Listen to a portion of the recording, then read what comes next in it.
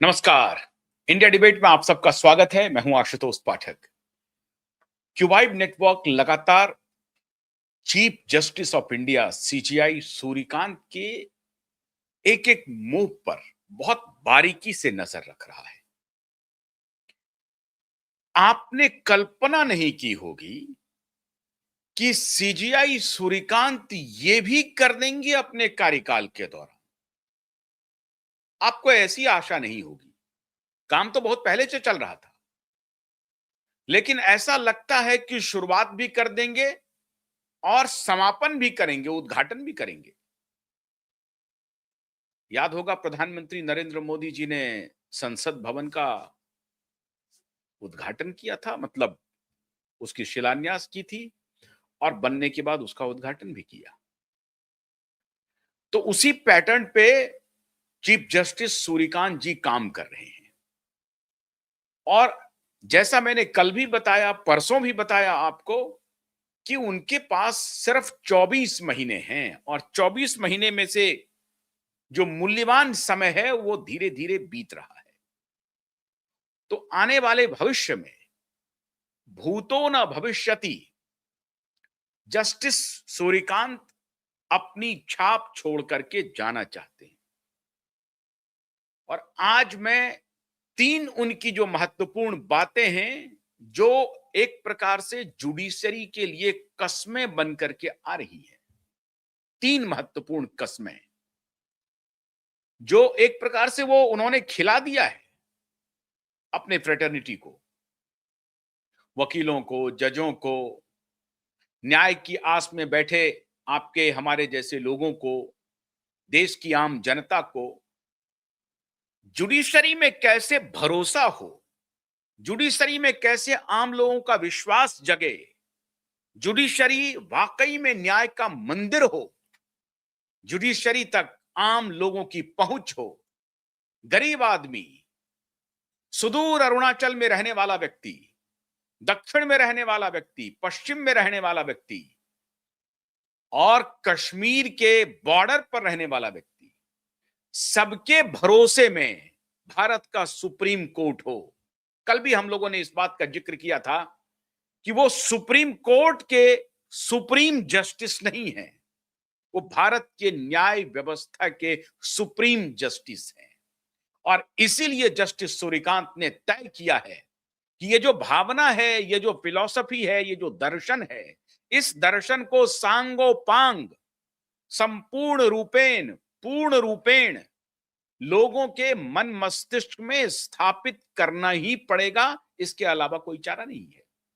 Chief justice एक decorative post नहीं है कि आ गए साहब और उसके बाद बढ़िया बढ़िया भाषण दे रहे हैं और क्लबों में बैठ करके अपने बड़े लुमिनरी लॉयर्स, लुमिनरी एक्स जजेस और फेलो जजेस के साथ चर्चा कर रहे हैं। आजकल वही चल रहा था, राउंड टेबल टॉक्स चल रहे थे।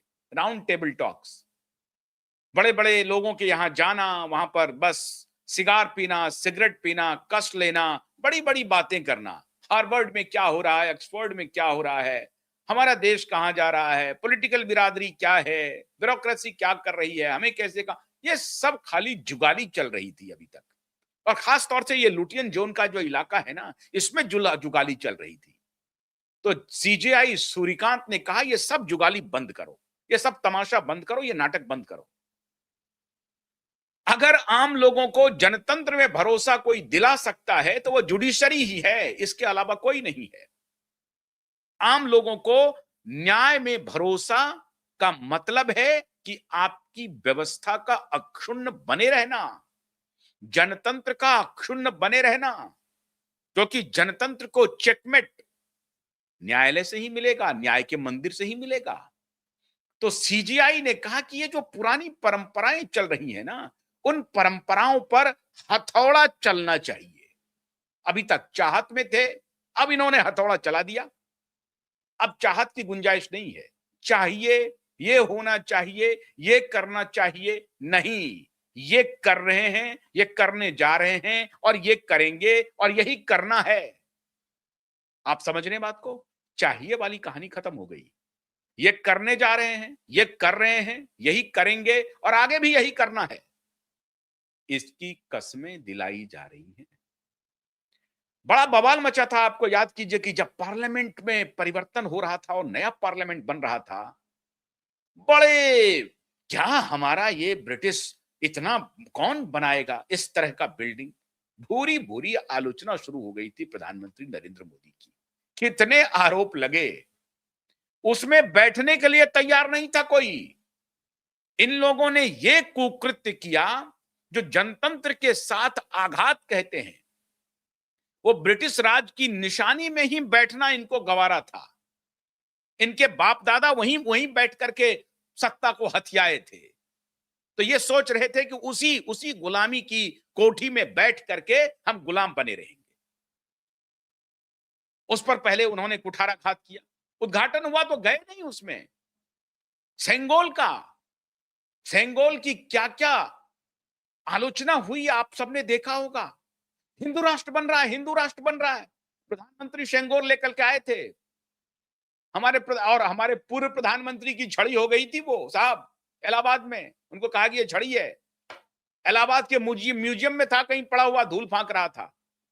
लेकिन प्रधानमंत्री उस सेंगोल को लेकर के आए। वो धर्म दंड है, और वो धर्म दंड क्या है? वही न्याय है। और वही न्याय क्या है? उस न्याय में आम लोग प्रतिबिंबित होते हैं। तो जनतंत्र के मठाधीश जो आम लोगों का मत लेकर के उस सदन में आएंगे, वो आम लोगों का प्रतिनिधित्व वहां धर्मदंड कर रहा है और उसके प्रति नतमस्तक है, उसके प्रति उत्तरदायी है। और राजा महत्वपूर्ण नहीं है, ये राजतंत्र नहीं है। लोगों ने कहा ये राजशाही चल रही है, प्रधानमंत्री खुद को राजा बनाने में लगे हुए हैं। नहीं, वो धर्म के प्रति आस्था। और धर्म क्या था? धर्म को डिफाइन किया, धृति क्षमा दमो संयम शौच मिंद्र निग्रह धीर विद्या सत्यम क्रोधो इति दशकम धर्म लक्षणम। ये भी प्रतिपादित हुआ, लेकिन गवारा नहीं हो रहा था इनको। अब सीजीआई का जो हथौड़ा चल रहा है तो बड़ी कुलबुलाहट है। लुटियंस जोन में बड़ी चर्चा है। साहब ऐसे ऐसे वकील हुए जो इनके चीफ जस्टिस बनने के बाद प्रैक्टिस छोड़ दिया। कल्पना करेंगे, इसके पहले वाले चीफ जस्टिस के बनने के बाद प्रैक्टिस छोड़ दिया। किन किन शब्दों का इस्तेमाल हुआ जस्टिस जस्टिस गवई के बारे में। और जस्टिस गवई जब गए तो जस्टिस सूर्यकांत जब आए तो उनके बारे में क्या क्या कहा गया। क्यों साहब? क्योंकि उनके पिताजी बड़े जज थे। बजाबता लिख करके दे दिया कि मैं एक प्रैक्टिस नहीं करूंगा सुप्रीम कोर्ट में। और ये कोई इधर उधर जाने माने नहीं थे वकील। मैं नाम लेने में मुझे कोई डर नहीं है। दुष्यंत दवे साहब, उनका मैंने कई स्टेटमेंट सुना, कहा कि मैं नहीं करूंगा प्रैक्टिस। क्यों भाई? क्योंकि अब वो जजों की मर्यादा नहीं रही। क्यों? क्योंकि इनके मनमाफिक बातें नहीं बन रही थी। क्योंकि शर्जील इमाम को मिल जाना चाहिए था, उमर खालिद को मिल जाना चाहिए था। शर्जील इमाम, उमर खालिद एक खास कम्युनिटी से उसका कोई लेना देना नहीं है। वो एक वर्ग विशेष को भड़का रहा था देश के लिए, यह महत्वपूर्ण है। शर्जील इमाम, उमर खालिद को हमारे अगर कोई मुस्लिम भाई बंधु मुस्लिम होने से जोड़ रहे हैं तो ये न्याय के लिए उचित नहीं है। उनका एक कथ्य था, उसका एक कथन है, उस पर सुप्रीम कोर्ट निर्णय कर रही है। कहा गया ने ट्रायल के बिना उनको अंदर रखा जा रहा है। पुलिस ने सबूत दिए हैं, उस पर चर्चा हो रही है। नहीं, ये गलत हो रहा है, अन्याय हो रहा है। तथ्य सुना है? नहीं सुना है। उनका भाषण सुना है आपने? नहीं सुना है। फिर भी आप बोल रहे हैं। कहा कि ये चिकन नेक है, इसको काट देंगे, भारत कट जाएगा। वो पीएचडी का उनके विषय के बारे में जानकारी नहीं है। कम्युनल मोबिलाइजेशन पॉलिटिकल बुनांजा कैसे हो सकता है, ये सब्जेक्ट है उनके पीएचडी का। पॉलिटिकल बुनांजा हो सकता है, कम्युनल मोबिलाइजेशन। इस तरह की बातें चल रही थी। तो जस्टिस सूर्यकांत ने कहा कि अब ये सब नहीं चलेगा। लार्जर बेंच होता था 13 सदस्यों का, मतलब 13 सदस्यों की एक साथ बैठने की व्यवस्था होती थी। अब बनेगा 17 सदस्यों का लार्जर बेंच। पहला कुठाराघात। और बढ़िया, और अगर और डिसएग्रीमेंट हो रहा है तो 13 के बजाय चलिए 17 कर देते हैं। 17 जज अब एक साथ बैठेंगे।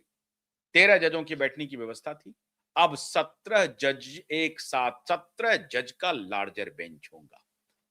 इवन में होता ही है, ऑड में होता है, आपको मालूम है, क्योंकि अगर इवन हो जाएगा 6-6 हो जाएंगे, 10-10 हो जाएंगे, 5-5 हो जाएंगे, तो नहीं होगा। 5-6 होंगे, 7-6 होंगे, 8-9 होंगे, इस तरह का रेशियो रहेगा। इसलिए 17 सदस्यीय लार्जर बेंच की बात शुरू हो गई। अब ये 17 सदस्यीय लार्जर बेंच का लोचा क्या है साहब? सुप्रीम कोर्ट का नया परिसर बन रहा है, नया परिसर। और उम्मीद कीजिए कि वो नया परिसर जल्द ही बन के तैयार हो जाएगा। चीफ जस्टिस ने अपने फेलो अधिवक्ताओं के साथ, जजों के साथ बातचीत में कहा कि जैसा मेरा चैम्बर है वैसा ही चैम्बर बार एसोसिएशन के प्रेसिडेंट का होगा। कल्पना कर सकते हैं आप? जैसा मेरा चैम्बर है वैसा ही चैम्बर बार एसोसिएशन के प्रेसिडेंट का होगा। लॉ के प्रहरी, कानून के प्रहरी मैं ही नहीं हूं, उस तरफ जो बैठा है, जो सामने से आर्ग्यू करेगा, वो भी कानून का प्रहरी है। और कल ही नीलेश जी ने बहुत अच्छी बात बताई थी, आप सबने देखा होगा, और मैं आपसे अनुरोध भी करूंगा कि कल का जो वीडियो है उसे आप तफसील से देखिए।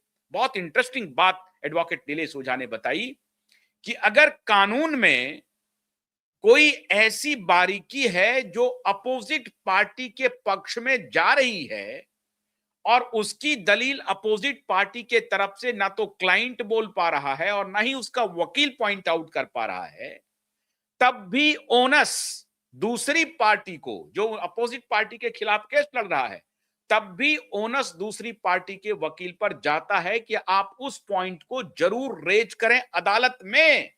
सोचिए न्याय का दर्शन कितना महान है और कितना बड़ा है। और हमारे देश में चल क्या रहा है? चल रहा है कि सीबीआई ने क्लोजर रिपोर्ट दे दिया। ये कैसे खुल गया? लल्लू जी का केस हम लड़ रहे हैं साहब, भ्रष्टाचारी का कन्विक्टेड है, पेरोल पर घूम रहे हैं वो।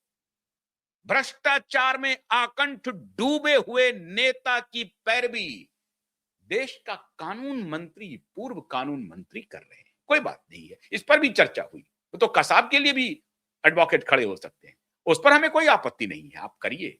लेकिन सवाल है कि लगातार यही ट्रेंड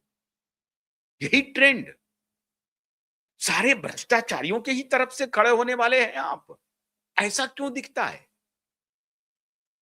ऐसा क्यों दिखता है भाई? अभिषेक बनर्जी के भी वकील आप ही होंगे, लालू जी के भी वकील आप ही होंगे, जगन मोहन रेड्डी के भी वकील आप ही होंगे, केजरीवाल के भी वकील आप ही होंगे, स्टालिन के भी वकील आप ही होंगे। पता नहीं जहां जहां भ्रष्टाचार है सबके वकील आप ही होंगे। तो थोड़ी शंका हो जाती है। हमें कोई आपत्ति नहीं है, आपका ये हक है, कानून आपको ये कहता है, इसकी इजाजत देता है कि आप किसी की वकालत कर सकते हैं, अदालत में कर सकते हैं।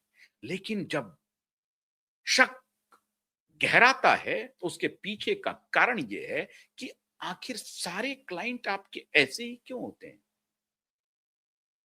मित्रों, पिछले 50-70 वर्षों में ऐसा ऐसा कृत्य हुआ है, मैं कई बार जिक्र कर चुका हूं। कांग्रेस राज में सुप्रीम कोर्ट का जज इस्तीफा देकर के बन गया पार्लियामेंटेरियन, चुनाव लड़ दिया, हाई कोर्ट का जज, और फिर वो एमपी बन गया, फिर एमपी से इस्तीफा दिलवा दिया। इस्लाम साहब का नाम सुना होगा, इस्तीफा दिलवा दिया, फिर जज बनाया, फिर एलिवेट किया सुप्रीम कोर्ट में, सुप्रीम कोर्ट में फिर एक निर्णय दिया और निर्णय के बाद फिर इस्तीफा दे दिया और फिर राज्यसभा का सांसद बन गया। ये सब कुकृत्य हुए हैं इसी देश में। वो लोग, उस परंपरा के लोग सीजीआई सूर्यकांत पर सवाल उठाते हैं। हैरान हूं, उस परंपरा के लोग, उस परंपरा के पत्रकार उनका सांप सूंघ जाता है।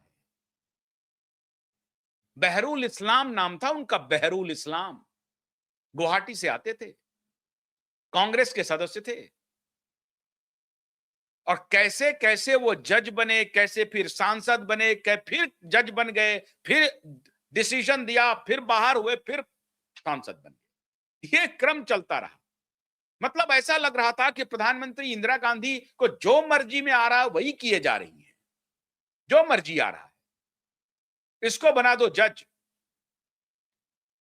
ऐसे भी उदाहरण हैं जिनको कानून की डिग्री नहीं, उनको भी जज बनाया गया। अब लीजिए साहब, अब मैं इस पर भी कोई टिप्पणी नहीं करूंगा।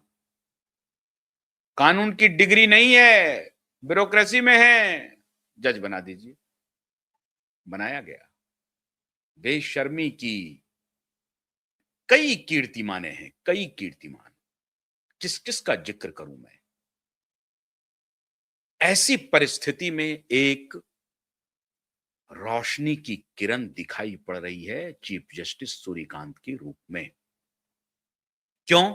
पुआल पर सो के आए हैं, मिट्टी से जुड़े हुए हैं, भारत की मिट्टी की खुशबू लिए हुए हैं।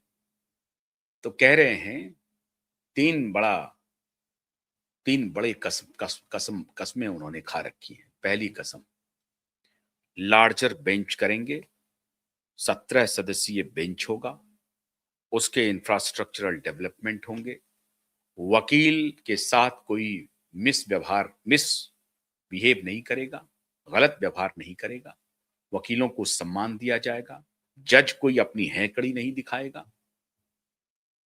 और इसीलिए उन्होंने कहा कि जो चैम्बर मेरे लिए है वही चैम्बर बार काउंसिल के अध्यक्ष के लिए।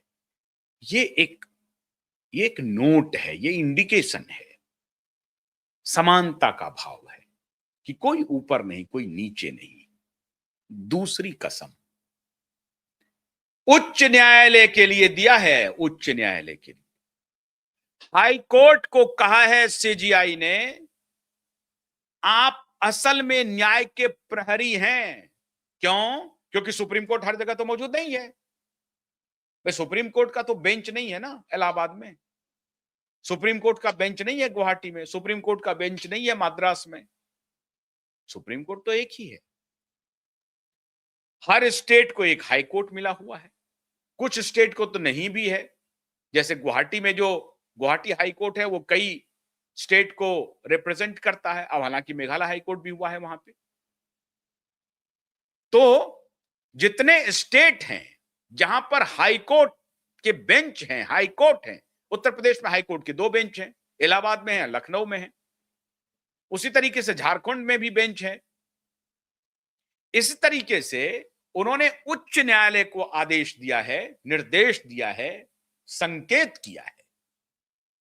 अब मैं संकेत, निर्देश और आदेश क्यों कह रहा हूं? क्योंकि अगर संकेत है तो वही निर्देश है, और अगर निर्देश है तो समझिए सुप्रीम कोर्ट के चीफ जस्टिस बोल रहे हैं तो वह आदेश है। उसको संकेत ना समझें। संकेत किया है इसका मतलब यह नहीं है इशारा कर दिया आपको, निर्देश भी दे दिया ये करना है, और नहीं करेंगे तो समझिए वो आदेश है। और ये उनके जहन में आते रहेगा, फीडबैक मिलते रहेगा कि यहां पर अवहेलना हो रही है, मेरे संकेत की अवहेलना हो रही है।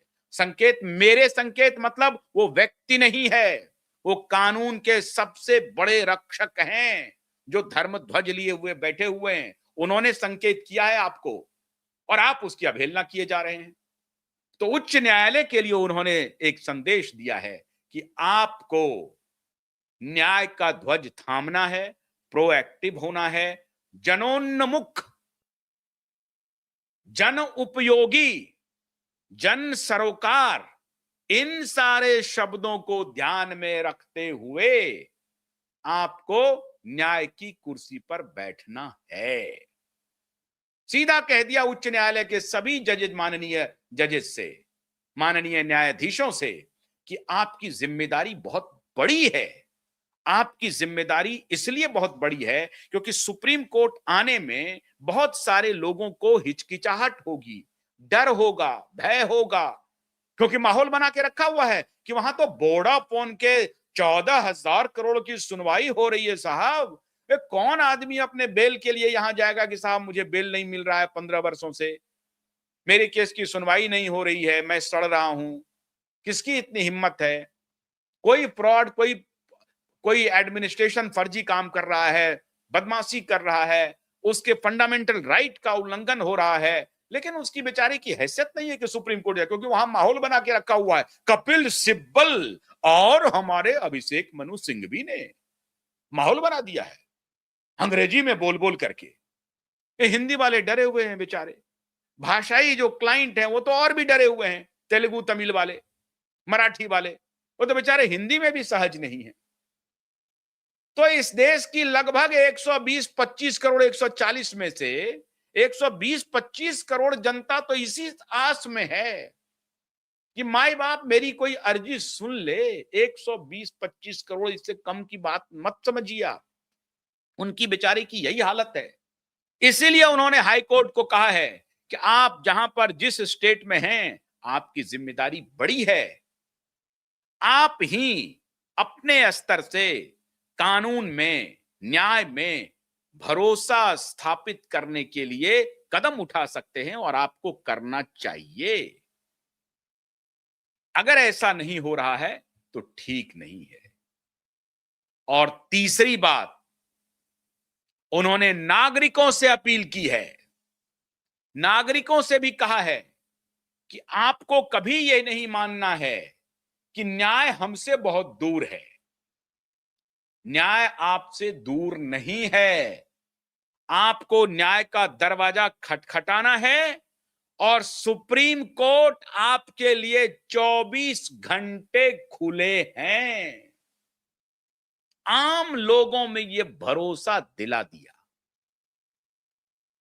वकीलों से कहा, जजों को हिदायत दी कि वकीलों के खिलाफ जो दुर्भावनापूर्ण टिप्पणी करते हैं, हां, अगर कोई इस तरह की बदतमीजी आपके सामने आती है तो उसका भी बहुत गंभीरता पूर्वक आप उसका संज्ञान लें, उनके खिलाफ जो उपयुक्त कानूनी कार्रवाई है वो जरूर करें, लेकिन अननेसेसरी उन्हें हॉस्टाइल ना करें। उसे ये ना दिखाएं कि आप जज साहब हैं, वकील साहब पहले ही डर जाएंगे।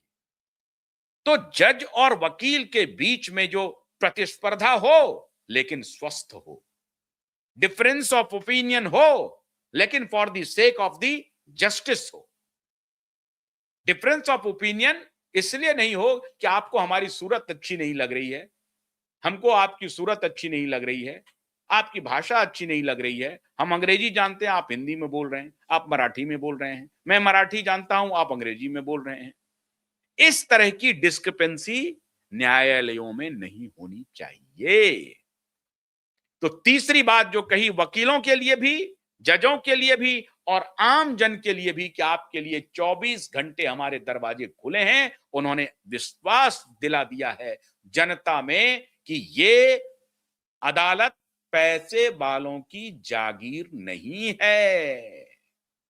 मोटे पैसे वाले अगर ये सोच रहे हैं कि हम पैसा फेंकेंगे और 2-2 घंटा 3-3 घंटा अदालत का वक्त जाया करेंगे तो ये नहीं चलेगा। और इसीलिए उन्होंने एडवोकेट लूथरा को कहा कि निचली अदालत में जाइए, सामान्य प्रक्रिया से आइए, आपके पास चूंकि पैसे हैं तो आप सुप्रीम कोर्ट आ जाइएगा, ऐसा नहीं चलेगा। आपके क्लाइंट के पास पैसे हैं, आपको उन्होंने मोटी फीस दे दी है, आपने उनको पढ़ा दिया होगा, अरे मैं जा रहा हूं सुप्रीम कोर्ट, क्या बात करते हैं, अभी मैं फटाफट वहां से ले लूंगा आदेश। ऐसा ही आदेश ये चंद्रचूड़ के पुत्र ने दिलवाया था अपने क्लाइंट को, जिसका जिक्र हम पहले कर चुके हैं। अरे पाप तो इतने हुए हैं साहब इस न्याय के मंदिर में, जिसका कहना क्या। ये जो पूर्व चीफ जस्टिस थे चंद्रचूड़ साहब, उनके पास एक केस आया मुंबई हाई कोर्ट का, आया नहीं, एक क्लाइंट पहुंच गया चंद्रचूड़ की अदालत में और कहा कि ये आप एक आदेश दे दीजिए हाई कोर्ट के लिए, और हाई कोर्ट जो है वो काम नहीं कर रहा है इस दिशा में। हाई कोर्ट को माननीय चंद्रचूड़ जी ने आदेश दे दिया। जब माननीय चंद्रचूड़ जी ने आदेश दे दिया हाई कोर्ट को कि भाई ये काम करिए, तो हाई कोर्ट ने कहा कि भाई ये केस तो मेरे पास आया ही नहीं है, आप क्यों आदेश दे रहे हैं, ये मेरे पास केस आया ही नहीं है। ऐसा सब कृत्य हुआ है, जो केस हाई कोर्ट के पास मौजूद नहीं है, उस केस का फर्जी संज्ञान सुप्रीम कोर्ट में दिलवाया गया और सुप्रीम कोर्ट से माननीय चंद्रचूड़ जी ने आदेश भी दे दिया हाई कोर्ट को कि ये फटाफट इसको सुनकर के निपटारा कीजिए। क्यों? ये उनके पुत्र का क्लाइंट था। ये सब दृष्टिगत बात है, इसका ऑब्जर्वेशन लिया जा चुका है, इसकी लिखित शिकायत माननीय राष्ट्रपति महोदया के पास जा चुका है, ये पुराने चीफ जस्टिस के बारे में। ऐसे ऐसे सर खेल चल रहे थे। अब ऐसी परिस्थिति में माननीय चीफ जस्टिस सूर्यकांत जी की हर दिन का एक एक कदम भारत की न्याय व्यवस्था को मजबूत करने की दिशा में बढ़ रहा है। ये जो तीनों कस्में हैं, ये तीनों कस्में हमारे और आपके लिए बहुत उपयोगी है और इस सब का असर आने वाले दिनों में देखिएगा न्याय व्यवस्था पर पड़ेगी और लोगों का भरोसा न्याय में होगा। दिशा और सुशांत को भी इससे न्याय मिलने की उम्मीद जग गई है, जग चुकी है, न्याय तो मिल ही रहा है। बहुत बहुत शुक्रिया। नमस्कार।